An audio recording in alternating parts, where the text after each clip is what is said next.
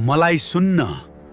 आज आत्माहरू फरक रूपमा कुरा गर्दैछन्। ए माइला, ओइ माइला, सन्तोष, कहाँ मरिस? बाहिर निस्किन। को हो? किन यसरी चिच्याएको यो दिउँसै? नमस्ते आन्टी, म हर्क के, माइलाको साथी। माइला कता छ? माइला त माथि कोठामा छ। उसलाई त धामी चढिरहेको छ।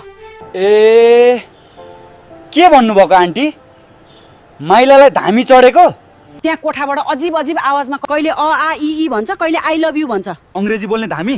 धत्तरी आन्टी, यो धामी होइन, माया चढेको रहेछ। ए माइला, ए माइला, ओइ धामी बाजे, बाहिर निस्किन। ए हर्क, धेरै नकरा, जा यहाँबाट। भक्तपुरमा त आजकल यस्तो धामी पनि चढ्ने रहेछ। यस्तै यस्तै भिडियो हेर्नको लागि बाजे प्रोडक्सनलाई लाइक, सब्स्क्राइब, फलो गरिदिनु हुन अनुरोध गर्दछु।